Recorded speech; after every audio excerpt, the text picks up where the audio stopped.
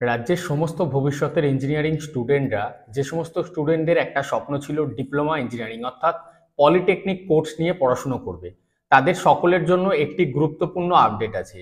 এবছর 2024-এ ডিপ্লোমা ইঞ্জিনিয়ারিংয়ের যে প্রবেশিকা পরীক্ষা অর্থাৎ আজকে আমরা আলোচনা করছি জেক্সপো 2024 প্রবেশিকা পরীক্ষার সম্পর্কে। তো জেক্সপো 2024-এর যে প্রবেশিকা পরীক্ষা, সেই প্রবেশিকা পরীক্ষা অনুষ্ঠিত হবে না। কারিগরি ভবন অর্থাৎ পশ্চিমবঙ্গ রাজ্য টেকনিক্যাল যে ডিপার্টমেন্ট আছে সেই কাউন্সিলের তরফ থেকে একটি অফিসিয়াল বিজ্ঞপ্তির মাধ্যমে এবং সমাজ মাধ্যমে অর্থাৎ বিভিন্ন নিউজ পেপার আর্টিকেলের মাধ্যমে অফিসিয়াল একটি বিজ্ঞপ্তি প্রকাশ করা হয়েছে, যেখানে যে বিষয়টি জানানো হয়েছে যে প্রাপ্ত নাম্বারের ভিত্তিতে মেধা তালিকা প্রকাশ হবে এবং প্রাপ্ত নাম্বারের ভিত্তিতে ডিপ্লোমা ইঞ্জিনিয়ারিং কলেজের যে ভর্তির প্রক্রিয়া সেই প্রক্রিয়াটি সম্পূর্ণ হবে।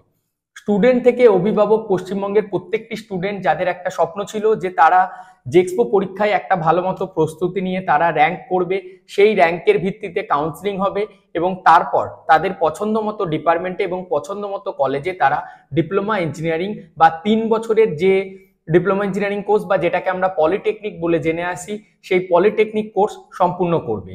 তো সেই সমস্ত স্টুডেন্টদের কাছে কিন্তু একটা বড়সড় ধাক্কা, কারণ অনেক সময় দেখা গিয়েছে যে মাধ্যমিকে প্রাপ্ত নাম্বার অনেক স্টুডেন্টের কম আছে, বাট তারপরও যখন সেই সময়ে কোনো না কোনো রিজনের জন্য তাদের প্রাপ্ত নাম্বারের যে পরিমাণ সেটা কম হয়েছে, বাট ভবিষ্যতে সে নিজেকে আরো আপডেট করেছে, পড়াশোনার সাথে সংযুক্ত করেছে এবং প্রবেশিকা পরীক্ষায় একটা ভালো ফলাফল বা ভালো র্যাঙ্ক নিয়ে এসে পছন্দ মতো এবং নামকরা কলেজে ভর্তির সুযোগ পেয়েছে।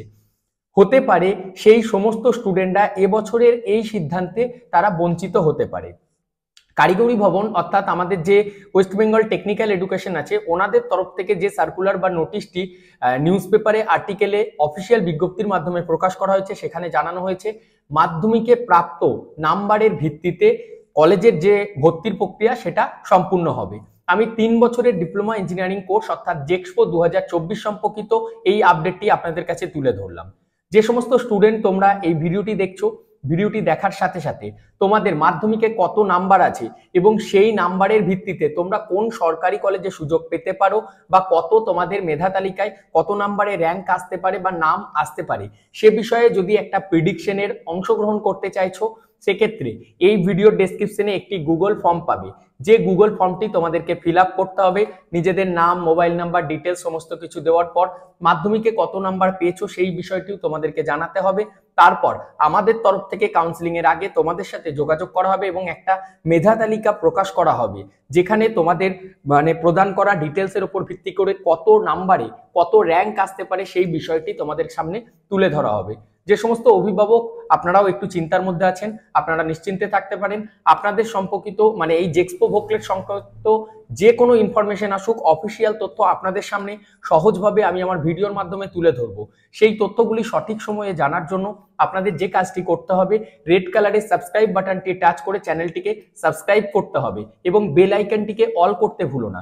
স্টুডেন্ট, আমি তোমাদেরকে জানাতে চাইছি আমাদের একটা হোয়াটসঅ্যাপ গ্রুপ আছে যেখানে তোমরা জয়েন হতে পারো। হোয়াটসঅ্যাপ চ্যানেলে জয়েন হওয়ার জন্য ডেসক্রিপশনে দেওয়া লিঙ্কে ক্লিক করো, তারপর জাস্ট ফলো বাটনে তোমরা ক্লিক করো, তারপর সমস্ত তথ্য তোমরা সেখান থেকে জানতে পারবে। এ বিষয়ে আরো বিস্তারিত জানতে আমাদের পরবর্তী ভিডিওর জন্য অপেক্ষা করতে পারো। আমাদের এই ভিডিওটি যদি আমার ফেসবুক পেজে দেখছো তাহলে পেজটিকে ফলো করতে ভুলো না ভবিষ্যতের আপডেটগুলি জানার জন্য। তোমাদের মনে কোনো প্রশ্ন থাকলে তোমরা আমাকে ইনস্টাগ্রামে পাঠাতে পারো এবং কমেন্ট করে জানাতে পারো। কমেন্ট সেকশনে তোমাদের নিজেদের প্রশ্ন তুলে ধরতে পারো। ধন্যবাদ।